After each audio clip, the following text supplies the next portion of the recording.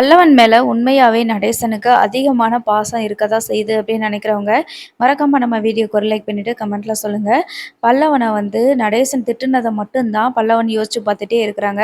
நடேசன பார்த்துட்டு, "உன் ஆத்தா மாரி தான் நீயும் இருப்ப போல இருக்குது" அப்படின்ற மாரி சொன்னார் இல்லையா? அதையே வந்து நினைச்சிட்டு இருக்கிறாரு. மத்தவங்க எல்லாருமே திட்டுனத கூட பல்லவன் மறந்துட்டாங்க. ஆனா, இவர் இப்படி திட்டிட்டாரே, நம்ம அம்மாவ சொல்லி திட்டிட்டாரே அப்படின்னு சொல்லிட்டு ரொம்ப வருத்தப்படுறாங்க. அது மட்டும் இல்லாம, "உனக்கு அண்ணனும் கிடையாது, நானு எதுவும் கிடையாது. நீ என் மூஞ்சிலயே முழிக்காத" அப்படின்ற மாதிரி சேரன் சொல்லியிருப்பாங்களா? அப்ப பல்லவன் வந்து யோசிக்கிறான், ஒருவேளை நம்ம கூட பிறந்த தம்பியா இருந்திருந்தா இந்த மாரிலாம் பண்ணுவாங்களா? அ சே நம்ம சோழ அண்ணன், பாண்டியன் இந்த மாரி ஏதாவது பண்ணியிருந்தாங்கன்னா, சேரன் இப்படி பேசியிருக்கோமா? நம்ம வேணும்னா பண்ணோம். தெரியாம தானே பண்ணோம். ஆனா நம்மள புரிஞ்சுக்காம இப்படி சேரன நம்மள வைதே அப்படின்னு சொல்லிட்டு திட்டிட்டு இருக்காங்களேன்னு சொல்லிட்டு பல்லவன் வந்து யோசிக்கிறாங்க. அதுக்கப்புறமா நடேசன் அப்பா சொன்னதையும் பத்தி யோசிச்சுட்டே இருக்கிறாங்க. அப்போ காயத்ரிக்கு கால் பண்ணி பார்க்குறாங்க. ஃபோன் வந்து ஸ்விட்ச் ஆஃப்னு வருது. காயத்ரிக்கு என்னாச்சோ ஏதாச்சோன்னு தெரியல. போலீஸ் ஸ்டேஷன்ல அப்படியே விட்டுட்டு வந்துட்டோம் அப்படின்னு சொல்லிட்டு யோசிக்கிறாங்க. இப்போ நான் எப்படி சொல்றது? போய் காயத்ரியை பார்க்க போறேன்னு இவங்க கிட்ட நம்ம எப்படி சொல்ல முடியும்? அப்படின்னு சொல்லிட்டு மறுநாள் வந்து காலேஜுக்கு கிளம்புறாங்க. சேரன் கிட்ட போயிட்டு நான் காலேஜுக்கு போறேனேன்னு சொல்லி சொல்றாங்க. நீ காலேஜுக்கு போறேன்னு மாதிரி கிளம்பிட்டு, நீ எங்க போக போறியோ யாருக்கு தெரியும்? அப்படின்னு சொல்லி சொல்றாங்க. நீ காலேஜுக்கு போனா என்ன? என்னனாலும் பண்ணா எனக்கு என்ன? என்கிட்ட எதுக்கு சொல்ற? அப்படின்னு சொல்லும்போது, என்னண்ணே நீ இப்படி பேசுற? கண்டிப்பா நான் காலேஜுக்கு தான் நான் போறேன் அப்படின்னு சொல்றாங்க. சோழன் இருந்துட்டு, வாடா நான் போய் ட்ராப் பண்றேன் உன்னைய காலேஜ்லன்னு சொல்லும்போது, ஏன் என் மேல சந்தேகப்படுறியா? வேற எங்கேயாவது போயிருவேன்னு நினைக்கிறியா? இனிமே கண்டிப்பா நான் அப்படி அந்த ஒரு தப்ப பண்ணவே மாட்டேனே அப்படின்னு சொல்லி சொல்றாங்க. சரி நிலா இருந்துகிட்டு, அவன விடுங்க. அவன் காலேஜுக்கு தானே போறேன்னு சொல்லியிருக்கான். அதெல்லாம் இனிமே ஒழுங்கா காலேஜுக்கு போவான். ஒரு தடவ இப்படி தப்பு பண்ணிட்டா, திருந்துறதுக்கு வாய்ப்பு குடுங்க. நீங்க மறுபடியும் மறுபடியும் இப்படியே எதுக்கு பேசிட்டு இருக்கிறீங்க எல்லாரும் சேர்ந்து? பல்லவன் நீ காலேஜுக்கு போடா அப்படின்னு சொல்லிடுறாங்க. இப்ப நிலா வேலைக்கு போறது இல்லனால, பல்லவன் வந்து காலேஜுக்கு போறேன்னு சொல்லிட்டு போறாங்க. அப்ப காயத்ரியோட ஃப்ரெண்ட்ஸுங்க தங்கி இருக்கிற ரூமுக்கு வந்து வீட்டுக்கு வந்து போகிறாங்க. போயிட்டு காயத்ரி பற்றி விசாரிக்காங்க. அப்போ அவங்க ஃப்ரெண்ட்ஸ் எல்லாம் சொல்கிறாங்க, காயத்ரி திருவண்ணாமலைக்கே போயிட்டாங்க அப்படின்னு சொல்லிட்டு, அவளோட ஃபோனு சுவிட்ச் ஆஃப்னு வருது. அதனால தான் கேட்குறேன், நீங்கள் யாராவது பேசுனீங்களா காயத்ரி கிட்ட அப்படின்னு சொல்லி கேட்குறாங்க. இல்லை நாங்களும் எவ்வளவோ ட்ரை பண்ணோம், அவள் ஃபோனு சுவிட்ச் ஆஃப்னு தான் வருது அப்படின்னு சொல்லிடுறாங்க. நீங்களாவது நம்புங்க, நாங்கள் தப்பான நோக்கத்துக்குலாம் போகல, சும்மா பேசிட்டுக்கலாம் நினச்சி தான் போனோம் அப்படின்னு சொல்லும்போது, இல்லை ப்ரோ நீங்கள் பண்ணதெல்லாம் தப்பு தான். நீங்கள் வந்துட்டு ரூமில் இங்கே தான் இருக்கிறீங்கல்ல, இங்கேயாச்சும் பேசியிருக்கலாம்ல வீட்லயேன்னு. எதுக்கு நீங்கள் இப்படிலாம் கூட்டிகிட்டு போனீங்க? இப்போ பாருங்கள் காயத்ரியோட படிப்பும் போச்சு. காயத்ரியோட படிப்பு பாதியிலே நிப்பாட்டிட்டு 3 இயரை வந்துட்டு திருவண்ணாமலையில் கண்டினியூ பண்ணிக்கலாம் அப்படின்னு சொல்லிட்டு கூட்டிகிட்டு போயிட்டாங்க. காலேஜ்லேயும் வந்து பேசி டிசி வாங்கிட்டு போயிட்டாங்க போல இருக்குது அப்படின்ற மாதிரி சொல்கிறாங்க.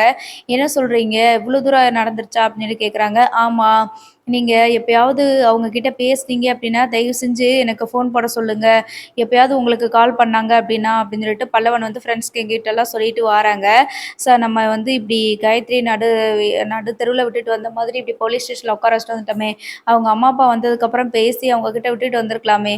ஆனால் நம்ம அண்ணன் தான் நம்மளை பிடிச்சி இழுத்துட்டு வந்துருச்சு. அந்த பொண்ணை இப்போ பாதியிலேயே விட்டுட்டு வந்த மாதிரி ஆயிடுச்சு. அந்த பொண்ணு நம்மளை நம்பி தானே வந்துச்சு அப்படின்னு சொல்லிட்டு வருத்தப்பட்டுக்கிட்டே வந்துட்டு நடந்து போகிறாங்க. போகும்போது பஸ்ஸில் போகாம அப்படியே நடந்து போயிட்டே இருக்கிறாங்க. ஸோ அந்த டைம் பல்லவனோட அம்மாவ வந்து பார்க்குறாங்க. அம்மாவ பார்த்ததுமேனு பல்லவனுக்கு என்ன பண்ணுறதுன்னு தெரியல. அப்படியே அழுகை பொங்கி வருது. ஏற்கனவே வந்து நடேசனப்பா மாதிரி நடேசனப்பாவும் சொல்லியிருப்பாரு, "உங்க அம்மா மாரி நீயும் இப்படி பண்ணிட்டியா?" அப்படின்ற மாரி சொல்லியிருப்பாரு. ஏன்னா, அங்க பல்லவனோட அம்மாவும் அவங்க இன்னொரு ஆள் இருக்காரு இல்லையா கூட, அவங்களும் தான் வந்துகிட்டு இருப்பாங்க.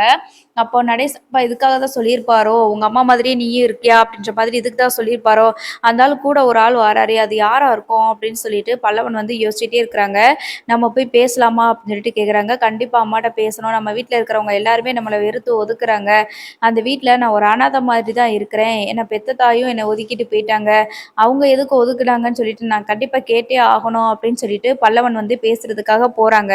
போயிட்டு எதுக்கும்மா என்கிட்ட சொல்லாம விட்டுட்டு வந்துட்டீங்க அப்படின்னு சொல்லிட்டு பல்லவன் வந்து அழுதுட்டு இருக்கிறாங்க.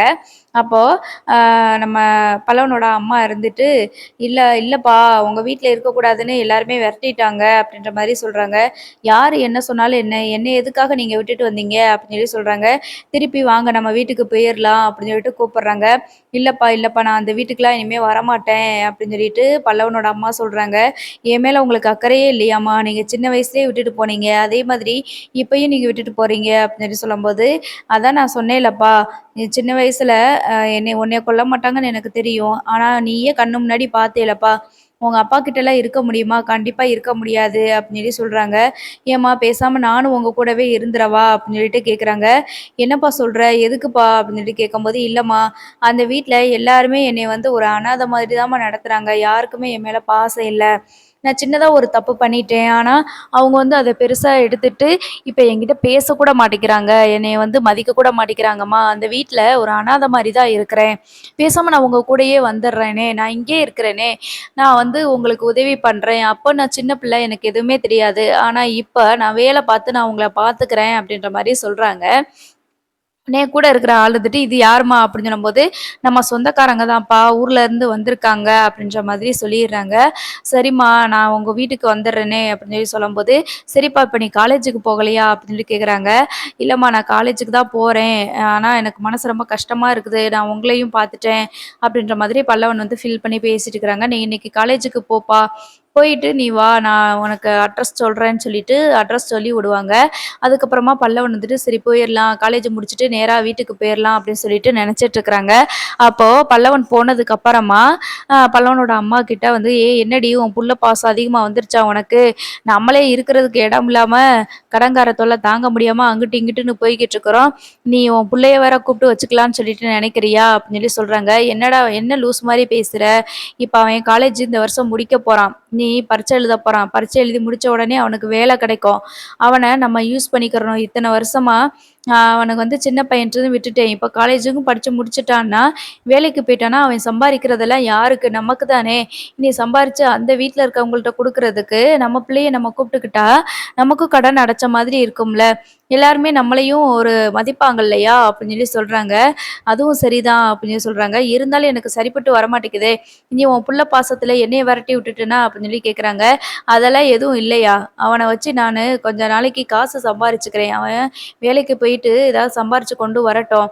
உனக்கும் வேலை பார்க்க முடியல, எனக்கும் பார்க்க முடியல. இப்படி கடன்காரனுக்கு பயந்து, பயந்து ஒவ்வொரு இடமா போய் உட்கார்றதுக்கு பதிலா, இவன நம்ம கூடவே வச்சுக்கலாம். கொஞ்ச நாளைக்கு அவன் வேலை பார்த்து குடுக்குறது எல்லாத்தையும் நம்ம வச்சு கடன் கட்டிக்கலாம்.